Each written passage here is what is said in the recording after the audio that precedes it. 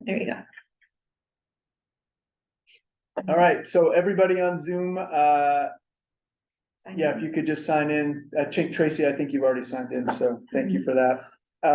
Just to quickly update folks on the agenda for tonight, we had originally had on the agenda subdivision ordinance discussion, LD 2003 amendments, short-term rental discussion, and any other land use ordinance amendments, and anything else we need to talk about. But primarily, tonight we are going to focus on numbers 1 and 2, with a real focus on the subdivision ordinance. The short-term rental discussion, we're not really going to discuss short-term rentals tonight. There is another process that the Board of Selectmen is working on for short-term rental ordinance stuff, and I don't have a lot of details on that one yet, but we will later. But stay tuned to the Board of Selectmen meeting for that discussion. That work for everybody? Is that the next meeting? I don't know, we're I not. think we're gonna do a committee. Aren't you gonna form a committee? Right, task force, yeah. So tonight, primary focus is gonna be on the subdivision ordinance and things that relate to LD 2003. So does everybody have, is that work for everybody? Yep. Okay, so does everybody, it currently, I think, when was it, Friday? I sent around a copy of the updated subdivision ordinance. And then this morning, or today, not this morning, this afternoon, like 5 minutes before I walked out the door, I sent around what I'm calling section 11 affordable housing density bonus, and this is what relates to LD 2003.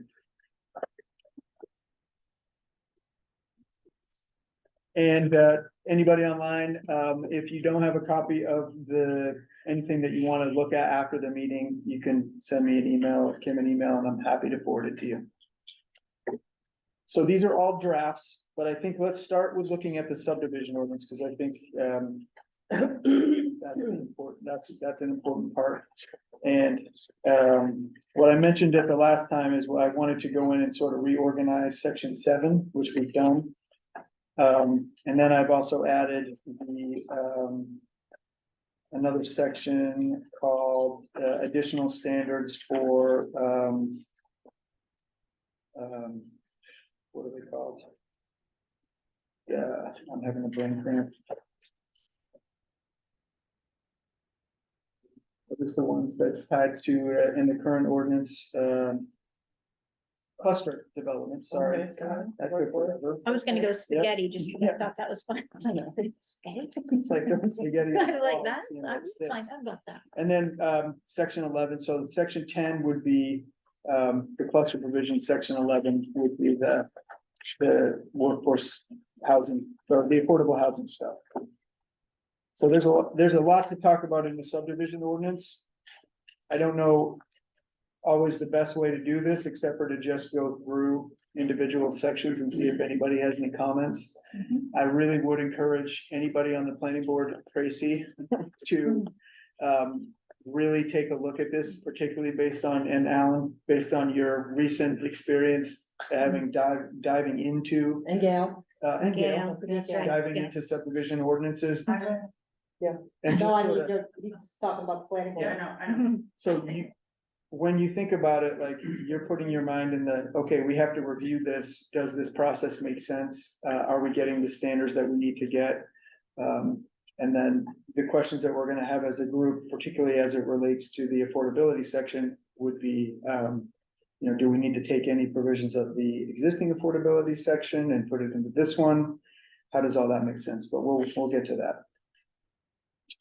So, as you can see, this draft is organized pretty simply. There's a purpose section at the beginning. The section 2 really sets out the authority and administration. Either of these sections, I think we're probably going to have when we go through with the town attorney. That's where edits will really happen in this section, if any. One of the questions that I had was what to talk to them about, you know, the subdivision, things that apply to subdivisions and those kinds of things. That's the sidebar. I'm gonna forget my reading glasses. Is this ordinance I the was gonna model say, yours is small. of the state of Maine? These are a lot of the state of Maine standards, yes. Yep, so it's not like the state law and the actual ordinance are two different things, but these are model, this is a version, hybrid version of a couple model ordinances, that's what you're asking.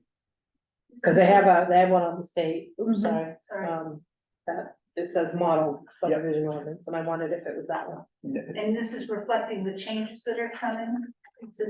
Yeah, so in LD 2003, it lays out a couple of the three different things that we have to consider. So the first one is going to be reflected here, and that is that a density bonus for affordable housing projects has to be in the ordinance for projects that allow, for any zone, any district that allows multifamily development. And in Mount Desert, every district allows Right. multifamily district, except like resource protection or some of the other ones. We can look at that tonight.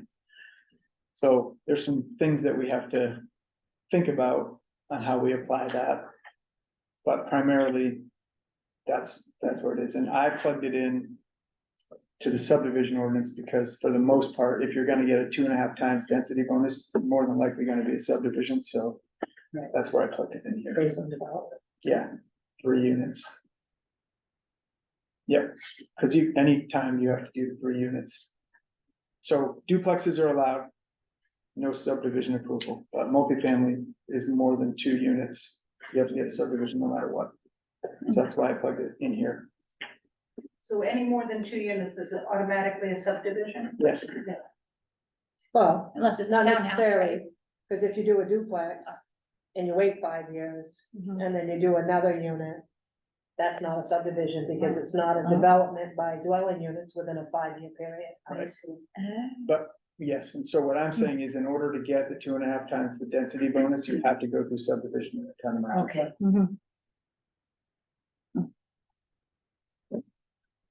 So for section 3, those are definitions. We may change this to have be in the back, just to be more reflective of the current practice in Mount Desert, which is to have definitions in the back of an ordinance and not in the front of the ordinance. But here they are for now. And I also have to do kind of like a word search at the end to make sure we're actually defining terms correctly. I haven't done all that yet. Set of definitions. I've never read statutes that don't have definitions at the start. Yeah, it depends on the town. A lot of the towns that I have definitions in the back, actually. But either way, it doesn't matter to me where. Yeah, I guess it's a small matter, Yep.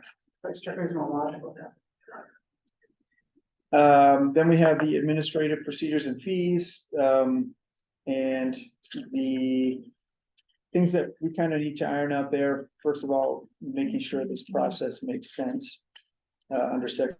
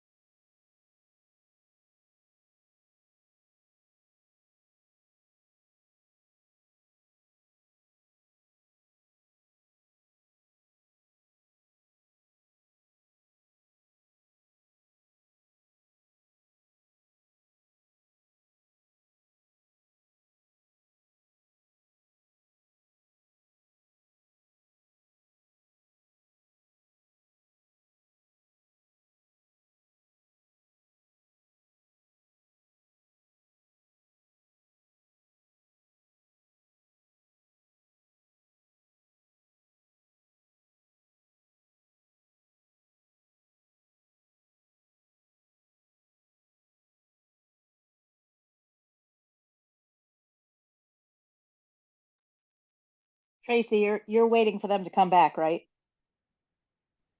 Yes, exactly. Mhm. Okay. Yep, we're I just- stuck. Yep, Or they're stuck. they're stuck. Okay. Mhm. So I'm gonna go back on mute, but feel free to Oh, pester me anytime you want.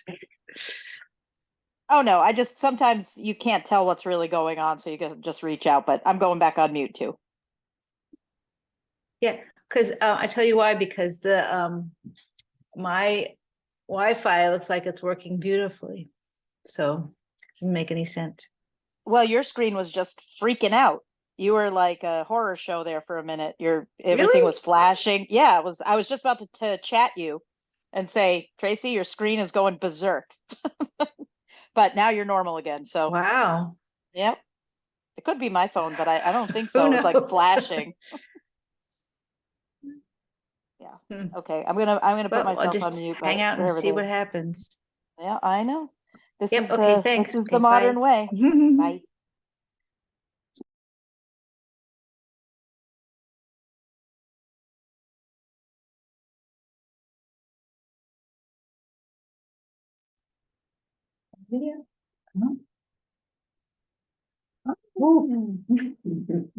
Hello, that's much better. Were we We frozen or can just? see you now. You were back. You were frozen. Weird. Oh, Now, it just dropped right off. completely Yes. here, yeah. We didn't say anything. Anyway, all we were doing was trying to reboot the computer. Yeah, well. All right, we're on section 4 of the subdivision ordinance. Okay. And my question, that we just need to work out, probably not something that we needs group discussion, but, it's I have 14 days in advance of scheduling a meeting, but I think we're more than that usually, just for notification requirements. So the planning board, shall prepare a written agenda for each regularly scheduled meeting. Applicants shall request to be placed on the planning board's agenda at least 14 days, but I think it's more than that, right? For subdivisions. Well, sketch plan is, we kind of, receive submissions the same time we do, conditional use. Yep. But I don't know how this is gonna be, if we're gonna require, when we do site visits, are they gonna sketch plan? If they do site visits, do we have to notify, abutters? It doesn't We say. don't, in the previous one, I just Yeah. put it in the paper, Yep. and then, Yeah, I don't think it says anything. yeah, about I think that. it's, well, because the meeting, yeah, I think 14 it's not bad, but I think 10 is what we do now, but we'll look at that if you want. Yeah. So I think we just need to work out the logistics of when it works for notifying. Or when an applicant has to submit something, and then how that works with your notification requirements. Yeah, And it doesn't mean that we have to go by what is in your current ordinance, Mhm. but we have to think about what's good practice. Yep. But in general, I also think it's nice I think there's a provision in here that if you want to submit something to the board, even after you've submitted, you should probably do it like in advance of a meeting, as opposed to like. bring so we stuff need to work on that, by the way, that, organization, planning board organization, ordinance, because right now we don't have any deadline for submission stuff, and they get stuff right up the day of the meeting, and I don't think that's appropriate, because they don't have time to review it. Right. Yeah. And I think there's something in here about that. I didn't highlight it. So the application process is basically, this just sort of the administrative procedures and fees are basically. Here's when you need to submit application materials. Here's when the planning board is gonna have, how far in advance of things you need to have that. Here's what happens if you have to have a meeting with adjacent municipalities because you're doing a project that crosses over municipal boundaries. And then here's what you have to do if you wanna create an escrow account for like, expert Testimony. testimony, or, somebody's gonna submit a stormwater analysis that you wanna get reviewed by somebody else. Mhm. And then, the application fee, I keep the application fees out of ordinances, so I think you guys already have, We have you have one, yeah, right? we Yeah, have a 'cause I list of just started. fee schedule, which needs to be modified too. We started that. to research on like planning board stuff? Yeah, Or to, because ours is currently is just a $100 application fee. And then $50 per lot or per unit, and it clearly needs to be more. yeah, There's a lot of review and notification and processing that goes into this, right, and that doesn't cover notification specifically in the paper or the abutters notices, especially when you gotta notify 1,000 feet. yep. Does that make sense to everybody? Mhm. Keep the fees with the board of selectmen, then you can update them annually We'll or have to. whenever you want. Yeah. Don't do it in an ordinance. Okay. Last time they've been updated was 2011. Oh, and what, the current fee is, It's $100 for the application, and then it's $50, oops, sorry to kick you, per lot and or per dwelling unit, Mhm. and that's just not enough. What would be appropriate? So Ooh, we started researching like what other Okay. communities do for Yeah. planning board So applications. when it comes to the select board, you Yeah. advise us on that, yeah, Yeah, but I mean, I think, yeah, yeah, I'm we'll- gonna be coming to you for permit fees too. okay, good, yeah, and I will preface all that by saying, here, these are just what other places do. right. And then each town decides what's appropriate for their own town. Oh, Kim would have a good idea about the amount of time that it entails, yeah. Mhm. Yep. Okay. Any questions on section 4? Pretty straightforward. All right, this is not the last time we're gonna get to talk about this either, so. Section 5 sets up the application review process. I try to keep it kind of similar to what we have now. And it probably makes sense for people to actually read through it and say this process actually works, but this one, it sets up a sketch plan review. And then what we're calling a final plan review, which is, we could also call it a preliminary plan, and then a final approval and filing. So it could be, So you have final and then final, could be sketch, preliminary and final. yeah, review. I would do Yeah. preliminary, because that. Now. Currently, how we do subdivision reviews is when you do your sketch plan, Mhm. and then. You submit completeness, which is preliminary review. Now, at that time, the board. Reviews the submissions and they say yay or nay, they got a submission for it. But then at the public hearing is when they go through. And. That's really the time the public has the opportunity to speak, but yet you find them complete during the preliminary, but yet. Had they known during preliminary that, yeah, we've got a submission, but we want more detail. Then at the public hearing, they could submit their final, Yes, you know, from the preliminary, it just doesn't, it's like backwards. well, yeah, and I actually think your ordinance does say. Between those times, there's supposed to be something that says these are the things that we need more in order to make a better decision on this, but. I believe in this final, what I call final plan review, it asks for that, Okay, but that's just, yeah. it's just a In like that order. preliminary, I mean, but also at that time is when. You know, the board, when they review the submissions, say, you know, like stormwater management, you know, like just say. I need more detail, what was provided isn't acceptable. Mhm. And then have somebody submit it, and then during public hearing. You know, that's when the public can. It just seems backwards, because that public hearing is when you got people asking questions, but during completeness, they don't ask because they. They typically are just going through the submissions to say, yeah, we got an exhibit, yeah, we Oh, got I an see what you're exhibit. saying, public hearing before. final Yeah. approval. Yep. Mhm. So maybe it needs like a 4-step, I don't know. Yep. Like sketch, preliminary. Preliminary review or something for final review and then public hearing or something. I don't know. And sometimes they'll find it complete, but they'll say, well, we got conditions. Mhm. Complete with conditions, it's like, well, then it's either complete or it's not. Mhm. You don't say it's complete and then conditions. Yep. Good, Right? yeah, I'll read this again and make sure that, or see what we can do. Okay. This is where I just put a little note that says, applicant shall submit final plan as specified in this ordinance within 6 months. So right now you don't have a deadline, so if you did like a sketch plan, and then you wanna do something else, there's really no official deadline.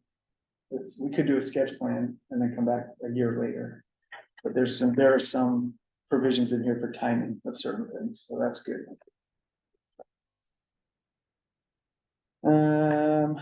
These are all deadlines, 7 days. Some of the things that I've highlighted are deadlines. So Section 5. We just need to go through and make sure it has the right process. Section 6 are the submission requirements for each of these processes. So like Section 6, I actually think this is helpful organizational tool. So this is why, part of the reason why I kept it in here this way, but these are the things that you expect to have under section, and when you submit a sketch plan review. Similarly, 6.2, or these are the things that you want the applicant to submit to show compliance with the standards of the ordinance, but there's to give the board the information they need in order to make a good decision. So This funny sketch plan today, you could bring in something on a napkin. Yep. Which is, It I mean, literally you says could, that. you don't have to do it this way, No, but I'm just Yeah. saying, no, I think that would be helpful to the board. right? I mean, cause they have no idea, until they go to the site actually, but they don't know the topography of their land. They're just sitting at the table with a drawing and. Yeah, I think, so the intent of a sketch plan is to get both parties kind of familiar with what things they might be looking for, to have the applicant be able to ask the planning board questions, to get information that they need to gather without spending a lot of money on that before you get here. So that theoretically sets the stage for a more productive conversation when you actually do get to the planning board. But submitting like a sketch with the topography, contours on it. Yeah, it says freehand pencil sketches. Yeah, but I'm just saying Yeah. that can help the board, Absolutely. Yeah, and I think putting the applicant hat on, it's just nice to know, okay, this is the checklist of things that we'd like, need to submit. Whether or It's not like it's formal, I mean, because Yeah. right now we don't have an application, right, just follow these sections. yep, In that paragraph, the opening paragraph, 6.2, it talks about the planning board may require additional information as necessary to determine the criteria that are met. So I'm wondering how that fits into your prior discussion about requesting more things, and is there a time you want that to happen? Is there a time by which you want it to happen, yeah, to make that a more rational and organized process? yes, I do think that is reflected in the earlier section, like, these are the things that you will do at a planning board meeting during each of these phases, and that would be I call that the middle phase. So when you're going through what we're calling, I'm probably gonna end up calling as preliminary plan submissions. That would be the time where the applicant's here, you're going through, and it's really that completeness discussion. Do you have enough information to make a good decision about this project? And then at that meeting, you'd say, you know what, we don't, we actually need you to submit a more detailed stormwater analysis, or we need you to, well, we actually want to have your stormwater analysis reviewed by somebody else, and so we're gonna do that prior to such a time. So that would cut down on the conditions too. That might not cut down on the conditions of permits, it would just, it would cut down on, you wouldn't like necessarily say, we're gonna condition this approval based on a stormwater analysis, because that's a requirement. to Yeah, you meet shouldn't do standard. that, right? But the condition might be, we don't think that you have provided adequate, Or you can say condition- security, and we're gonna, Yeah. our condition is that you have to put a gate up if it falls within a certain standard. I'm totally making that up, but. Well, something no, like that. but something that you could say too, like another state agency, Yeah, you're waiting on their approval. right, Could be reviewed then. yeah, this road is fine as long as the DEP. Yeah, approves as the reviewed street. is, yeah, or site location or something. Yep, That's the only way I can see that there would be a condition yeah, or if it's, for the most part. yep, Or unless you start getting into like escrows. Yeah. Bonus bonds. that type of stuff, like waiting for a letter from a bank or something. Yep. You know, But what about the situation that we had at a prior meeting about, a pool, and it was like, well, we're gonna make it conditional upon the fencing around the pool being satisfactory, and that kind of got kicked back to you. Is that how you envision that working? At its best?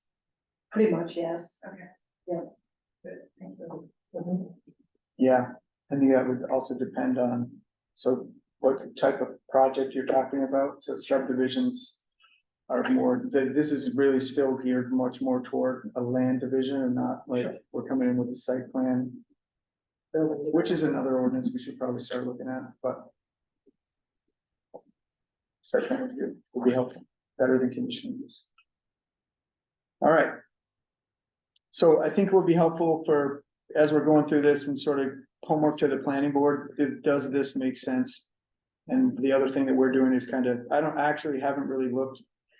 The things that I'm experienced with submitting.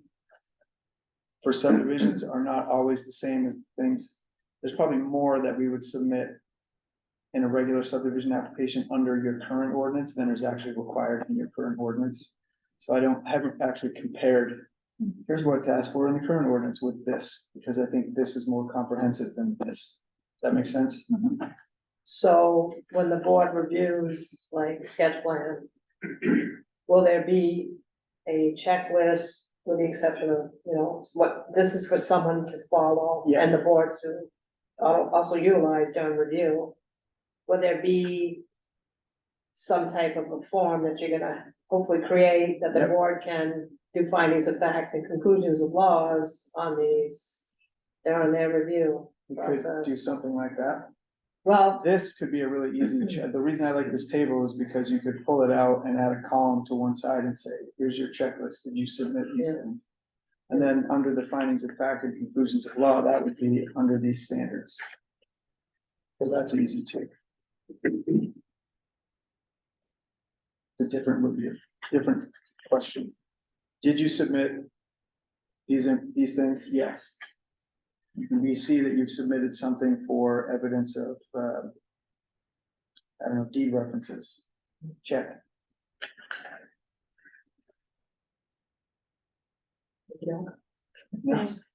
A small housekeeping business, number 27 on that. At the very end of that checklist, you left the word, if there's a word missing. The planning board may the applicant to obtain a written opinion, I think it should be. Require.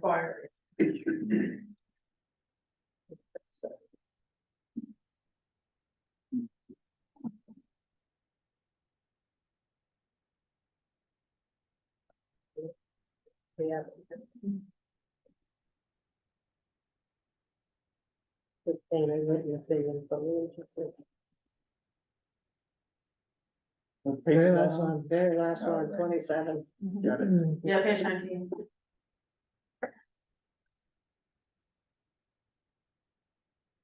Okay.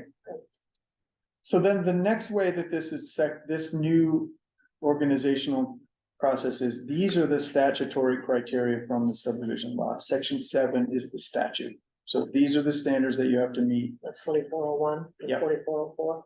Yep, pollution, sufficient water, municipal water supply, erosion, traffic, all those things. MRSA doesn't apply anymore. Okay. Just saying.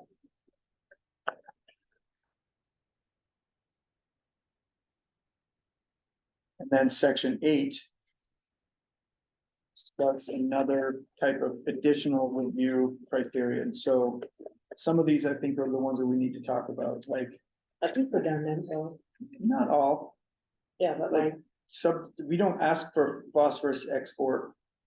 You know, so if you're doing a development on Echo Lake, do you want to ask for a phosphorus export report? I'm not saying you have to include that, but it's, you know, more specifically, we're worried about water quality. Long pond, like, oh, wait. yeah. Then relationship to community services, I mean, I think there may be some overlap, but you could extend some interpretation of whether or not you meet municipal water supply by providing a letter. But this gets to, there is a standard in your code and ordinance that says, you know, basically the same thing, but and this is a little more specific, like go and talk to the police and fire department, make sure you have adequate solid waste disposal. Recreation facilities doesn't really count, but kept it in there for now. Road maintenance and snow removal, so those are questions that you would go to try to find answers to make sure as a board, yeah. All these questions that people ask about community services are answered in the application.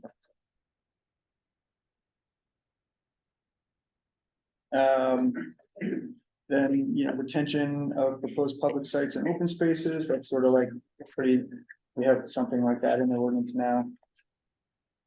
Preservation of natural and historic features, that would be where like the applicant goes and talks to Maine Natural Areas Program or Maine Historic Preservation, if there's any historic things. Sometimes you actually look at your comprehensive plan, and figure that out. Traffic impact, there's a section already, and you know, that's another section. Shoreland zoning, do you meet the shoreland zoning standards? I have to change the section. Easements for drainage ways, so if you have any drainage ways that require easements. Thinking about utilities. Any other required improvements, if you have a homeowners association, which typically you do, there's a section 810. And monuments, which is a pretty standard provision in an ordinance, subdivision ordinance, so you want to require that. This one, I believe. The intent here for me, and I had to double check, but wasn't to require like, a lot of old subdivisions have granite monuments, but a lot of newer ones have like rebar, because they're cheaper. Reserved is just the section we could add something else in there. I just kept it there, and I may change it, the numbering around and have reserved at the end. Non-conforming roads, so this is something I'm currently working on, where we need to go back to the road in the current subdivision ordinance is where we allow the planning board to modify road standards on existing subdivisions. Because a lot of subdivisions don't meet current road standards, so I have to figure out how to integrate that into this. Haven't figured that out yet. Plus, we might change some road stuff. Well, yeah, because you got older subdivisions, like you just said, where the right of way was 40 feet Yeah, in the 80s. And now that requires 50, and dead ends require cul-de-sacs. yep, I mean, I suppose somebody in a pre-existing subdivision, if they wanna like further divide their lot, they can ask a waiver to the planning board yeah. But we, for I the think, road standards. I think we still want to be able to have that provision where somebody comes in and says, I'm on a road that does not meet the current standards and I'm developing at the back of that road. Planning board, can you waive this? Can you come in and modify that standard, whatever section it is in here? You know what I'm talking about? 514 is Yeah. the road standards. Yeah. whatever it is. But 611, well, section 6 is where your waivers are.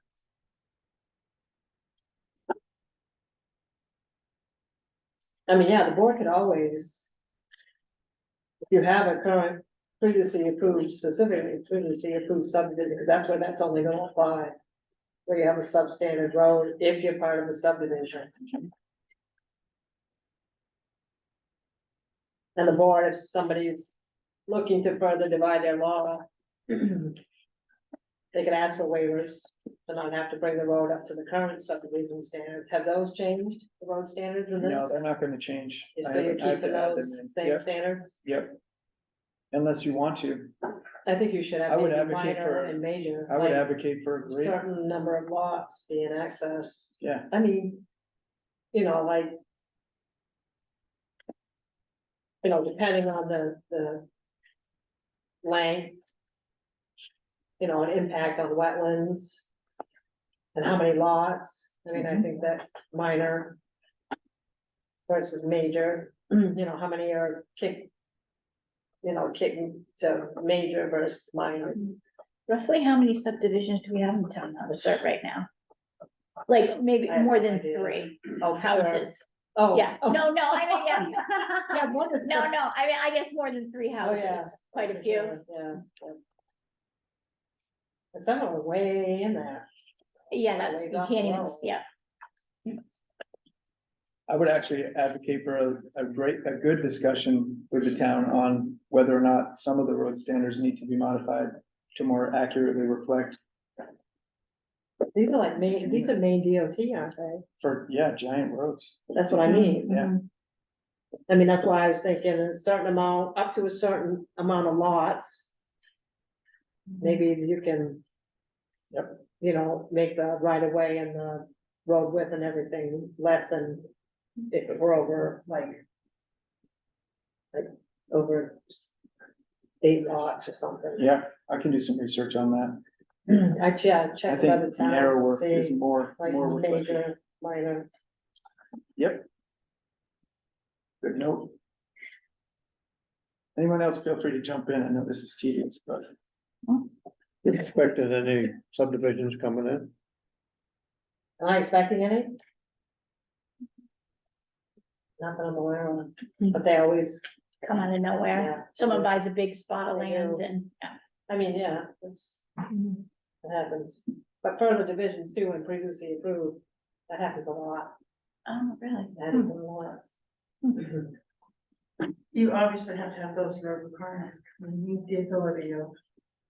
Fire, emergency, Mhm. and I don't know what their You know, standards are, and the town won't take they're over not getting any, smaller. right, yeah, and the town won't take over a road that's not hot topped or meet the road policy. Right, because Patterson Hill was just more recently taken over, right? Did the It town was, decide? Yeah. Yeah, that and Ripple Flat subdivision was, Oh, that okay. was now town. all right.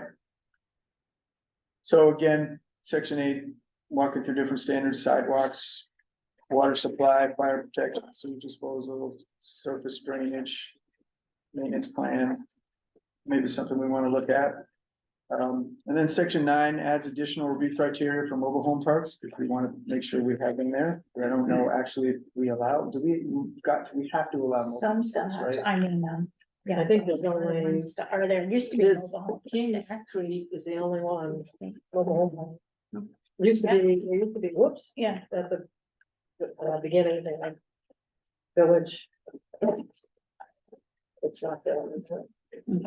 When you're done, can we go back to 7.20? Absolutely. I can have direct sunlight access. Yep. Oops. You wanna talk about it? You want to do that now?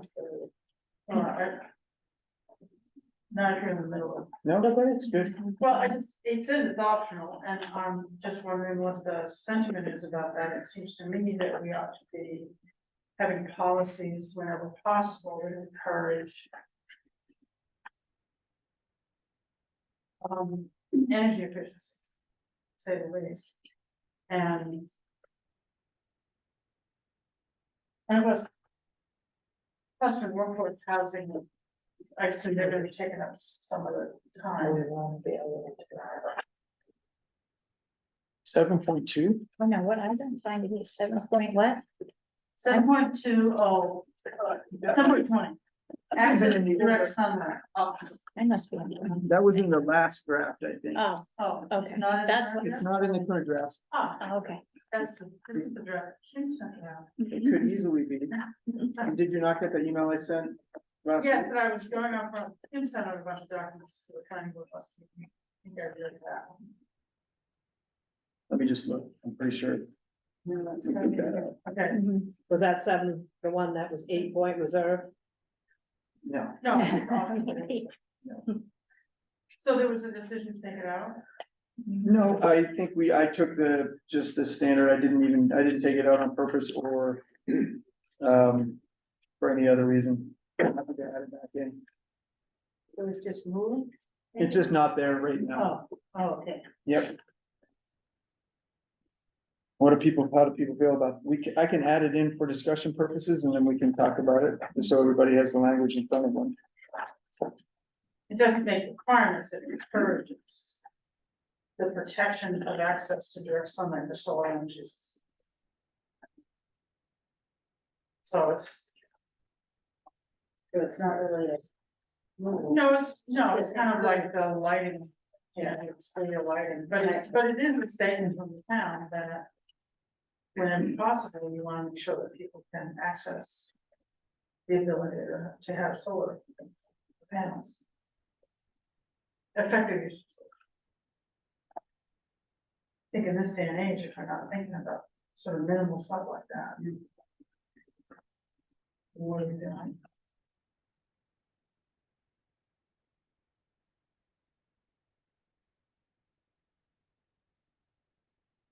Yeah, let's add it back in and then have a discussion about it. Then for. We'll either delete if we don't like it. Yeah. Yeah, it's more about orientational blocks and slopes and things, so you have access, you can site your house or structure for access to direct sunlight. All right.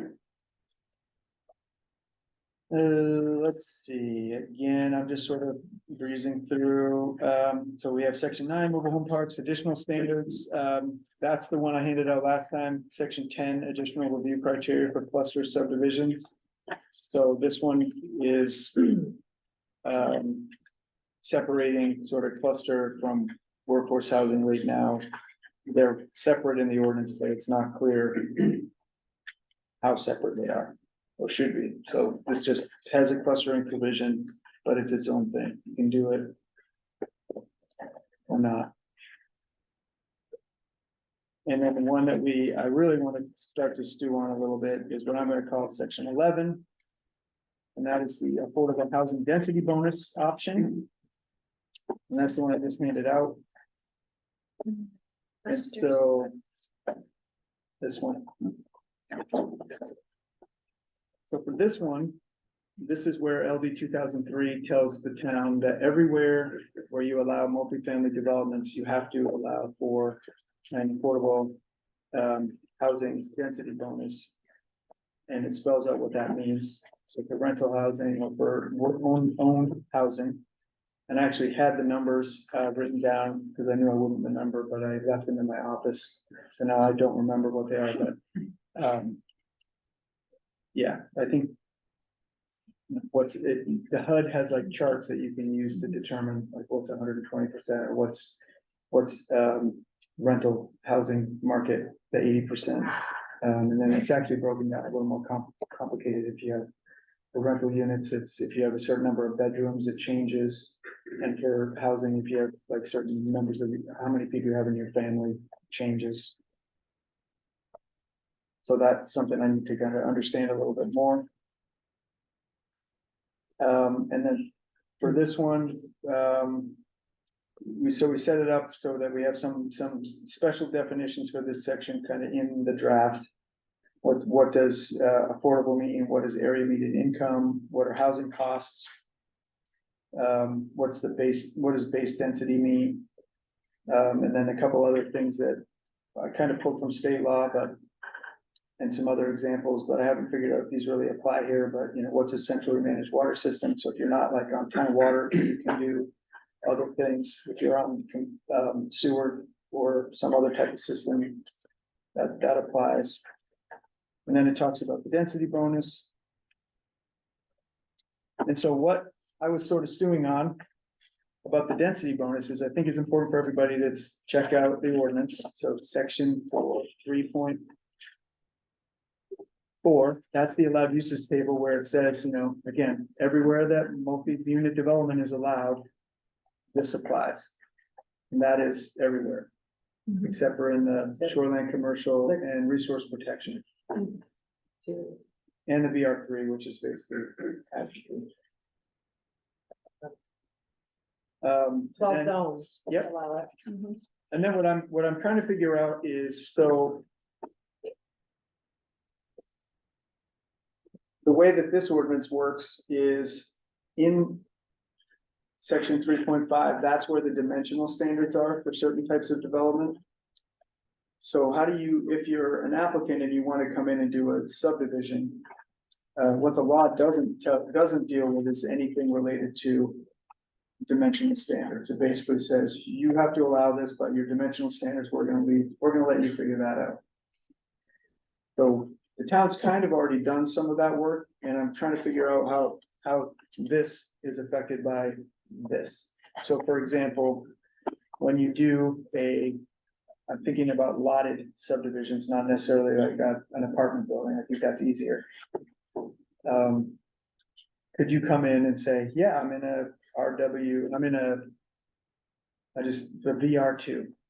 And I want to do an affordable housing subdivision. Well, in this ordinance, the closest thing to that is really a workforce subdivision, and so it says state minimum. So does that mean that the applicant can come in and say, I want to do and the density bonus out here is, that's what we have to figure out, right? What the minimum lot size for lots with septic systems is 20,000 square feet, but for no septic systems there is no minimum lot size. So I think what we might need to do is go through the ordinance and figure out what the dimensional standards for a lot, if you're doing an affordable housing subdivision, would be.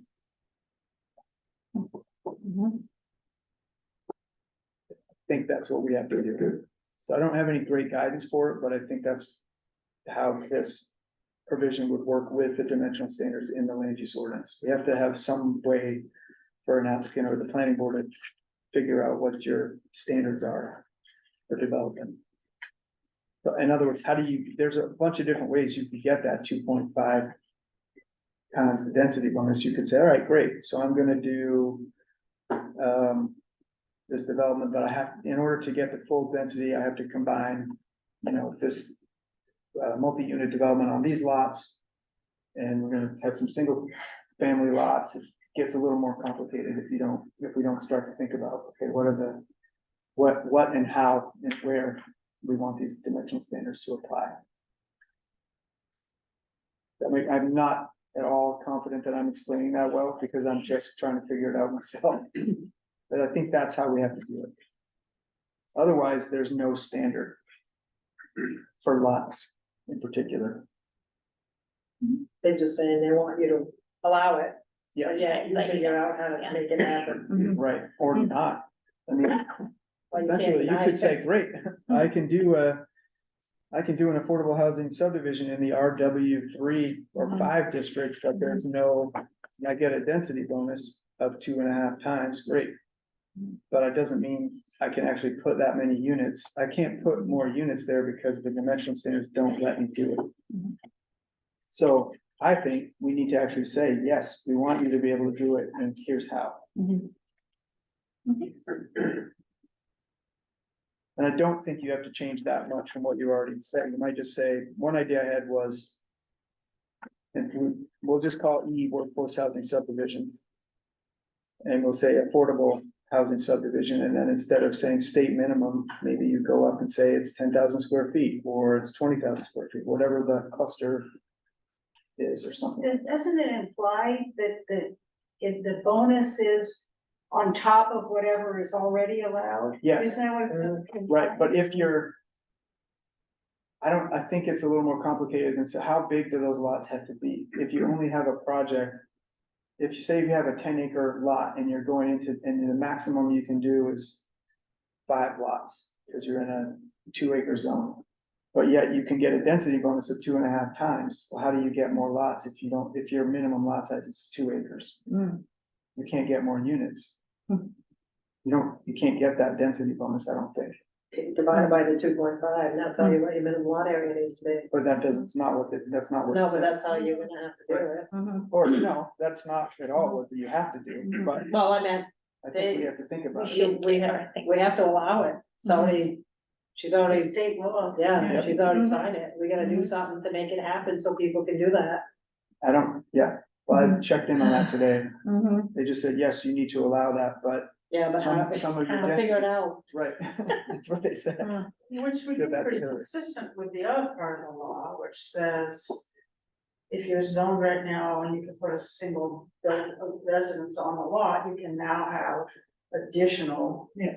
Either accessory or attached or detached buildings on that any lot anywhere in the town. right? Yes, Yeah, so that seems to me to be pretty consistent with the idea that you've gotta be able to figure out how to put more than one house on two lots. If it's workforce house. which you can do anyway. So if I did a 10 lot subdivision, I should still be able to go and put a multifamily unit on there or whatever, I think.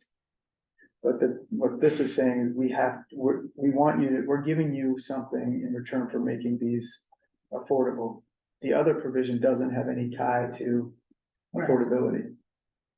Correct. Yeah. And it also, but on an unrelated note, it also allows you to make sure that that's just not gonna be a way to end up with a lot more short-term rentals, because you do have the ability on a separate section of that other part of the law. Yes.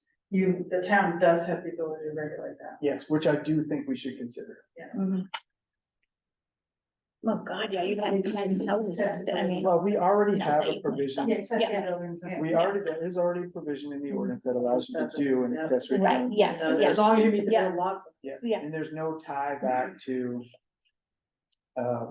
affordability, and I think that's the Right, discussion that we should have, Right. yeah, or you should have. Should be. But I think it's confusing enough to me that we need to figure it out, and I think I understand how to do subdivisions, but what I don't understand is what we need to work through is if you wanna maximize the benefit of this bonus, you still need to make the lot sizes smaller. And so where's the tie-in?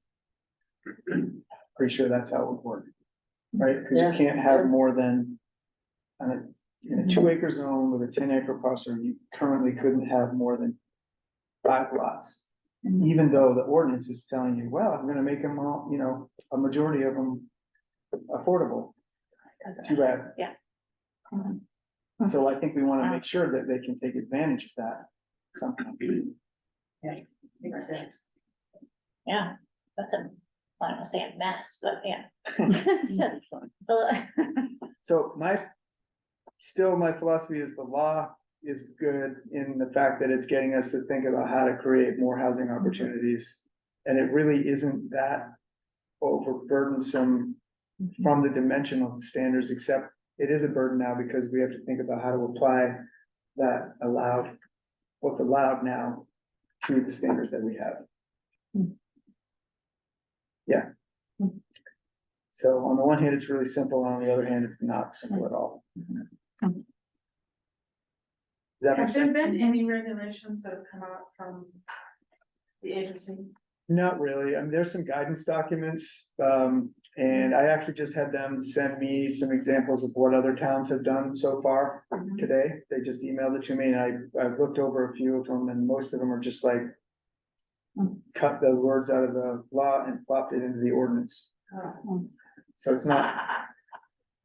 I mean, that's kind of what this does. Yeah. I'm not gonna lie, like, the way they wrote it in terms of the guidance, if you're a planning board member, take a look at it, like, I think where you would get hung up is, well, how do you actually benefit from the bonus? We can figure out how you apply it and when it applies.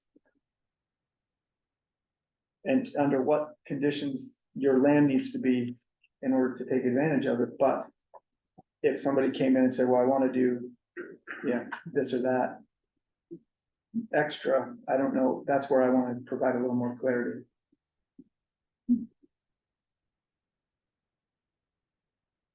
The road and the building is very complex. What's that? Then at Mills there, what she Oh, signed is very complex. yeah, I mean, it's an important law. It is, I'm not saying it isn't, but I'm just saying the way what she approved is not, it doesn't work in every town or city. I think it works. You just have to figure out how to make it work. Yes. And you think about the challenges of writing legislation that covers, no matter what the subject, it's never gonna be that home fed. Ever. Yes. And you just So like, that's the end, perfect animated thing. I actually, this is where I dork out on ordinances, but it is kind of fun to think about how you make it. How do you make this work? Yeah. Sometimes it gives me a headache, but there's so many, there are a lot of different scenarios to consider, but I was reading through it today, I actually wrote this last week and I was like, oh, right. I got this nailed, I figured it out, this is really simple, it's gonna be real easy, and then this morning I was like, wait a minute, how do we do this lot, how do we do this with lots? What does this mean? Like, it doesn't really mean anything if you don't have an actual lot size that is lower than what the. That's the whole standard is. reason, yeah. Yeah, exactly. So that's what we need to do, I think. I bet it's simpler than you think. I'm hoping it is. Well, actually, it's not that, I don't think it's, I mean, it might, I need to run it by somebody else has to read it, because I maybe, sometimes I can also oversimplify things and other people have to read it and ask questions that I haven't thought about. But I do think, the premise that I'm going on right now is we could take this chart. And instead of calling it workforce housing with a little asterisk, we might just say for these, we have to look at each zone and say, okay, like for the VR1, that's the area where the town is supposed to want to have the most amount of density. So maybe the minimum lot area is the state minimum or something like that. And as you get more in different places in town where the lot areas are bigger and the character of that location changes, you want to make the lots more consistent with that. Or you might say, well, in these zones, maybe you want to do a cluster development, like where cluster developments work well would be like the RW districts. Because you want to preserve open space and make the lots smaller so they're not so spread out. So there's ways to think about it that way. But when you have water, sewer, and ordinances that already tell you where you want your density to go, that's where I would start to target ordinance. It's most economical too. Yeah. So we could add some provisions in there to add a little more guidance, I think. Yeah. Well, that's what I've been struggling with. So I'm gonna add this section to the subdivision ordinance. But I wanted everybody to look at it before I did. So my homework on the subdivision ordinance is please read it. Because I can read it 1,000 times and I'm sure I'm gonna miss things. And it's really important for people to look at it and ask questions like, well, what does this mean? Or how do we apply this? And I still think as a member of the planning board, if you're already going through a review and use the lessons that you've learned, like here are some questions that, oh man, this was easier for us to answer. Does this ordinance help you do that?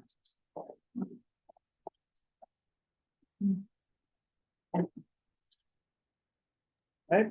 And then the next time we meet, we're hopefully gonna have some more questions about this, but also I'm trying to figure out how to make the rest of LD 2003 work in the existing ordinance. And going through all the other things Kim and I are working on. Would we have to, most of it's done, what, for the warrant? That's the goal, I know, but yeah. Yep. I really think you should have. I really think this is important. This is your subdivision. Yes. ordinance. Yeah, we'll Yeah. yeah. Yeah. Our way. Yeah. We gotta do it. Yeah. And we've been talking about it, or this group has been. No, it's not good. You can work through it.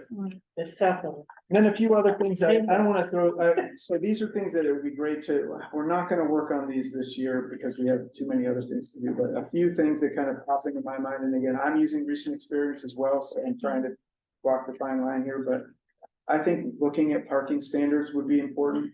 And as much as I hate to admit it, it might be easier to have some standards in the ordinance than have the language that says, adequate parking. Because I'm just gonna get into a fight about what that means. What that is, how much spot. And then I really think we should take out or revise section 681, because that's the worst section. Compatibility, Oh, yeah. because who's saying what's compatible? Who's Yeah. gonna Who's have- to say? who's to say? I would love to just delete It that. is. I don't know, and I think the question in deleting it would be, what is it that you're trying to achieve in that section, and how do we put not subjective standards around that? Well, dimension is one. So do we already have standards in the ordinance that help meet that compatibility? Cause like theoretically, if you're doing a development in a zone. That says in the ordinance, this thing is allowed in this zone. Then it should already be compatible with, if it's a Right. conditional use, it's with these conditions. I'm glad you brought that up, because that's been a sticking point, and it is too subjective. You can't, Well, they used to have preserving the town's character. yeah, That was taken out because it's like, what? Mm. What's the character of the town? And what? don't ask. But no, seriously, but that, we had to take it out because Don't the ask. board was just, Yeah, during meetings, flip-flop, didn't know what to do. That depends, right? So, Yeah. so that was taken. so on the subject of parking, I did blink a little bit when I read that in 2003, it's, you can't require, for cluster, for workforce housing, you can't require more than 2 parking spaces per 3 units. Yeah, That's one of those situations in which I think that really was an urban concept and not necessarily a place where people really have to get. Pretty marsh or something, yeah. When you don't have public transportation, meaningful public transportation, yeah, so that. But really, I doubt that we can do anything about that. but- that we probably can't. But I It's do pretty- think parking is a really interesting one, so I think I've been the one that may have resisted adding some parking standards in there, because I actually think. It's nice to be able to go to the planning board and say, hey, we have this it's nice to work through the design process to say, here's a good development that adequately meets parking, but we don't have to be like, you know. You shall have 2 parking spaces per blah, blah, blah, but. I think there's ordinance languages that we can create that says, here's parking standards, and then some language that allows for some waivers of that or some modifications to that provision. I think Tremont actually allows something like that. But you've had some recent things where, I think parking was what hung it up when. I think the COA next best, it got a little hung up there. Yeah. I think. Yeah, Yeah. Yeah, and again, I mean, philosophically, where's the one place in town where you don't want to require a huge amount of extra parking, because you've got a public street and some other areas, but. But So then some- there's some been good- nightmares on the other end of that, like if you're right next to them. Yeah. And then take your parking. Sure. away. Yeah, that's a whole nother, yeah. So I get it, and I think it's, it's an interesting dilemma. I mean, a different aspect of that is some developments will deliberately separate parking from the residences or have it on the outside. You don't want to do anything to discourage that, you know? Right. So I think it's just coming up with a good parking section in the ordinance that is better than, adequate parking, which is not Right. the way it should be. But it's like, again, you want to help the board make good decisions, and the applicants should be able to have the information to come in and be like, yeah, we meet the standards. This is what it says, this is what we did. Makes reviews easier and sometimes less. Is it controversial. us or the like dormitories style? What's that? Or like seasonal help style buildings or Oh. anything? Is that Yeah, we comp need to do plan that. or is that's us, this? Yep. I did see Bar Harbor starting Yeah, that road, yeah. I just was wondering. yeah. We're also working on housing sort of island wide, but I don't know, I think it would be really helpful to have. Mount Desert, Bar Harbor, Tremont, Southwest Harbor, the planning boards and LUZO people like in a meeting. Let's just talk about a few things that we can have common standards for, and that might be one of them. I think Bar Harbor's having a workshop Tomorrow, Thursday, yeah, 4 to 6. Yep, housing and dormitory, they're having like a whole, yeah. So we're working pretty closely with, now we've started working closer with them, Bar Harbor. just to kind of like, Mhm. because we're doing the island wide housing stuff, like here's what, we need to know what's going on Mhm. in other towns, so. Mm. Yeah. But there's a lot to do. Mhm. Yeah, there is. All right. That's all I had for tonight. I say meeting adjourned. Or, yeah. Meeting adjourned. Thanks, Tracy. Thanks, I second that. Tracy's, both Tracy's. Tracy squared. All the Tracys, thank you. Yeah, thank you. It was good.